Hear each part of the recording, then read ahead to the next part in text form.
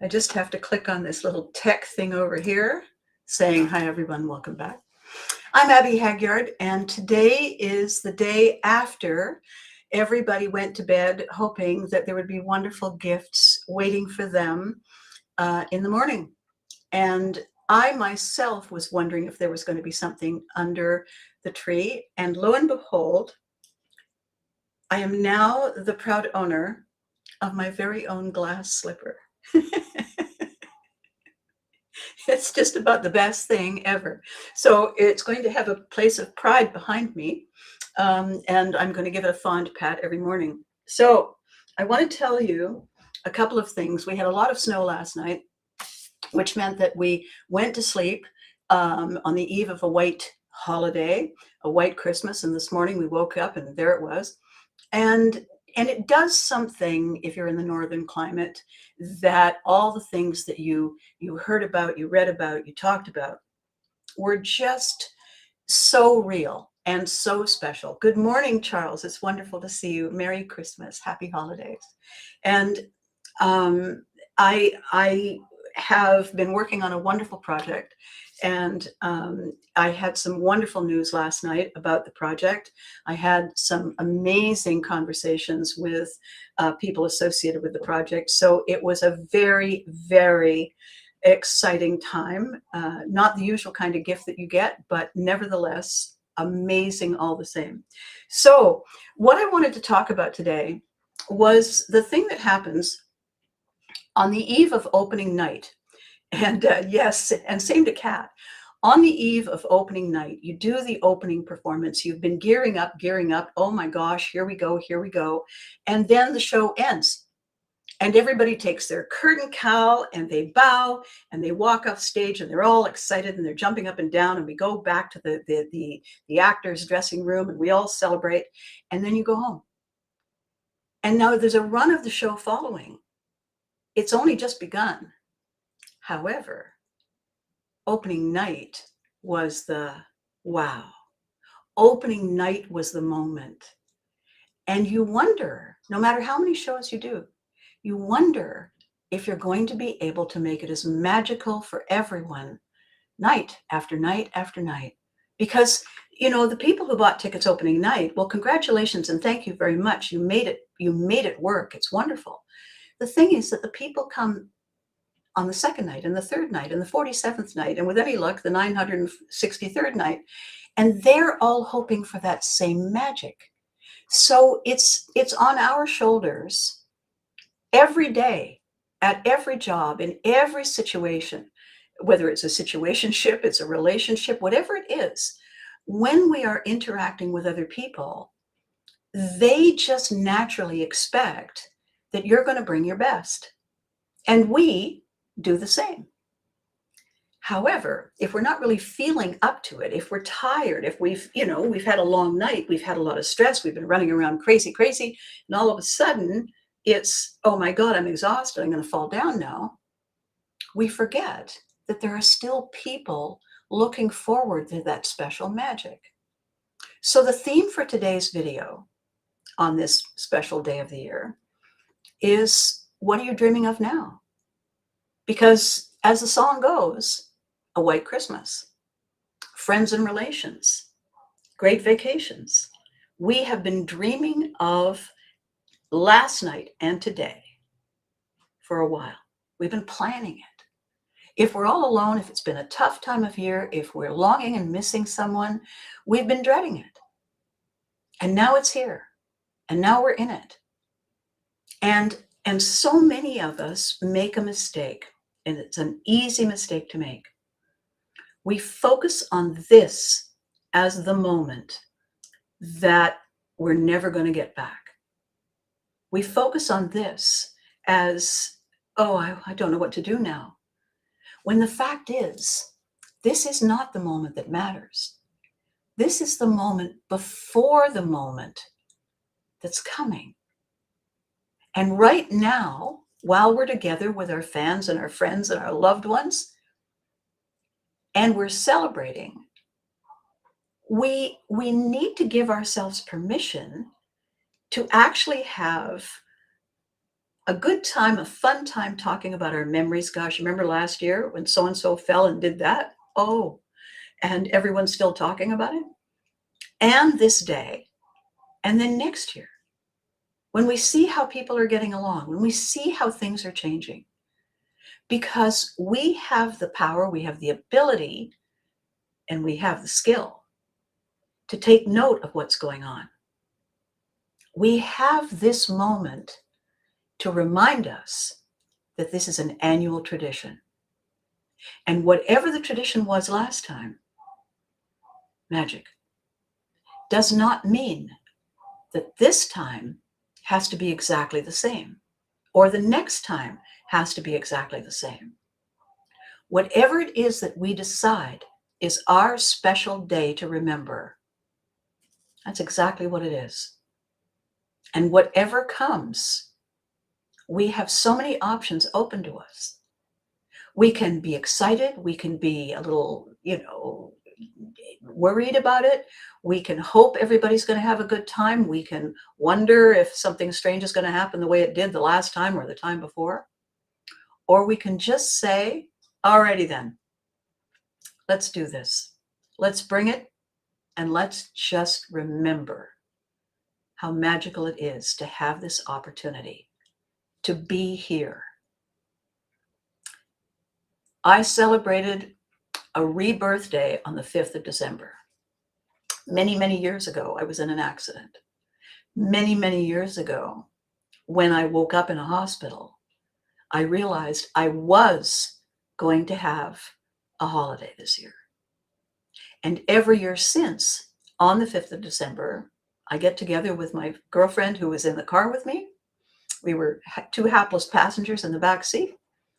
And we talk about those weeks that we spent in the hospital and how ghastly the food was and how much we longed to go home. And every year we say, congratulations, welcome to another bonus year. And every Christmas, every holiday is in fact brand new and better than ever. So I want to tell you that there is a hack. There is a simple thing you can do, a little note you can remind yourself to. And it's kind of fun. If you have a Post-it note, if you have a little pack of Post-it notes, if you're getting together with people, what you do is you say, now that we're here, what are you already planning for next year? Not at the end of the day, at the beginning. What are you planning for next year? Because that's going to be the conversation throughout the day. If you're celebrating by yourself, get on the phone, call somebody, get on social media, and do this, what I'm doing. You don't have to do a video, but you can say, what are your plans for next year? This year, my plan is. And make this a community celebration. Make this the tribe, your local made to measure family. More and more over the years, I've noticed that these close relationships with my tribe of choice are meaning so much to me. And they're going to start meaning a lot more in the future. I can kind of see it coming. So start now. What's your plan for next year? What do you think we should do? And if we make that part of the conversation along with, oh my gosh, remember last year, and what did you do differently with the dressing? Oh my gosh, this is great. Or I know I should have ordered something other than chicken fried. What's it? Give yourself permission to be here now and looking forward. Because this is the way the story develops its layers. So I'm going to tell you a little bit of a leak here about the exciting project. I have a new client, and what is awesome about this new client and hysterical is they live with pretty much in walking distance from where I used to live in Florida when I went to college briefly for 15 minutes. So it's kind of funny to talk about how's the old neighborhood. And is that thing still standing? And what has been magical, and the reason I want to share this, is this delightful person had been a fan of You Can't Do That on Television and had watched the show faithfully. And then, of course, life catches up with you. And they were on a business trip and back at the hotel, turned on the television, and accidentally, one of my videos came up. And this person looked at it and said, wait a minute, I recognize that dress behind her. That can't be, is it? And I got an outreach and we had a conversation. And it went something like this. I've been thinking, I want to get a coach. I want to learn how to do exactly what you're doing. This is such a coincidence. Freddie, Merry Christmas. And so then the conversation continued, and I said, well, why don't we talk and see if there's something I can do to help you? So we had a conversation. The next thing I knew, I had a new client, and we've been working on this absolutely killer project. I don't know which one of us is more excited. It could be me. It might be them.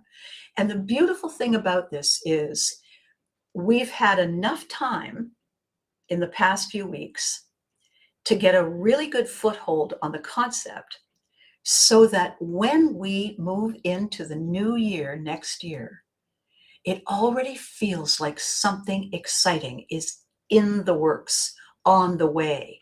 You can just maybe see it coming up the street. So I wanted to tell you that because it's an interesting concept that I've developed along with Gary. And what we do is we talk about success with you and resilience as an option when life is feeling kind of like failure, kind of like ho-hum, kind of like I'm not having any fun.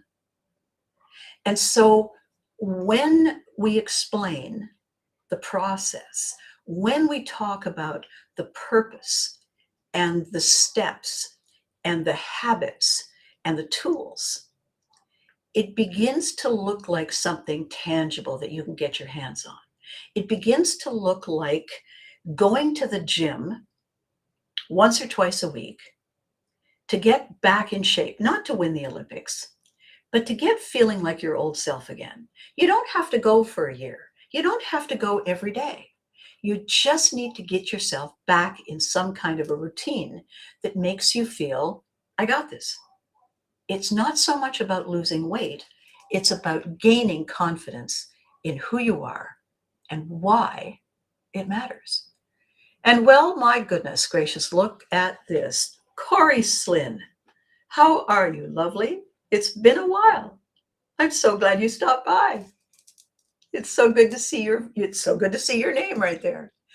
So what I'm saying to everybody, Corey, is that we can sometimes hit a wall and we don't realize it.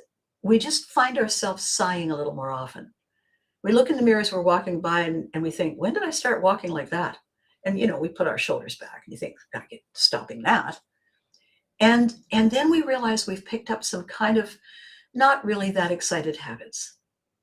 And I'll tell you, you may not necessarily need a coach. You may just need a couple of sessions. But if you don't look into it, if you don't think of it, that mood that you might be in could be your mood for the whole new year. And is that really the way you want to begin?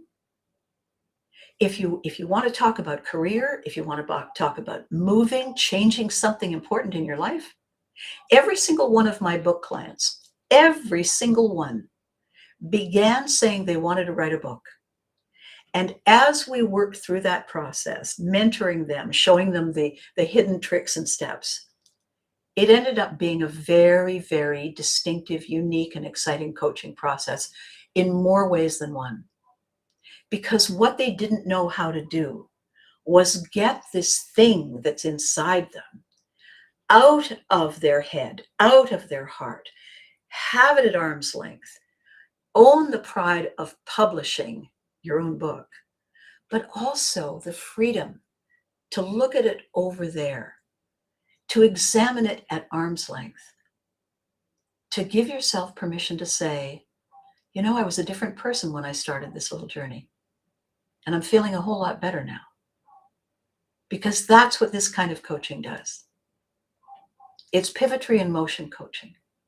I teach you how to find your strong self, your ready self, your focused self.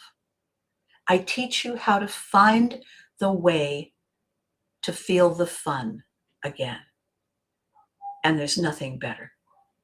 So that was the exciting thing that we were talking about. This is the exciting thing that is unfolding. And it's just so exciting. Linda, my goodness, the gang is all here. How is everything on the gold floor, young lady? I'm just telling everybody, Linda, that this is the time of year when if you were going to do something good for yourself, nice for yourself, fun for yourself, there's no better time than now. No better time to take a few minutes and say, I'm worth it. And enjoy whatever it is that that idea brings to your head. It doesn't have to be large and extravagant. It just has to be 100% for you. Because when you do, when you feel the joy and you say, I deserve this, you're right, you do. And when you mean it, because you say, well, Abby said this works, let's give it a try. When you mean it, a funny thing happens. You start to see why. Anyway, I'm going to love you and leave you. I'm not going to keep you long. You have people who are waiting to love you and ask you and tell you and hug you. And that's what really matters today. And even if it's virtual, even if it's just somebody online, there's nothing like it. So I'm going to love you and leave you. Before I go, you know the drill. Be good to you because you deserve it. And remember to hug your loved ones because they deserve it too. And what else? What else? What else is important? What else is important is to remember that I will see you next week on Tuesday and Thursday, like always. And I can't wait because without you, this is just a rehearsal.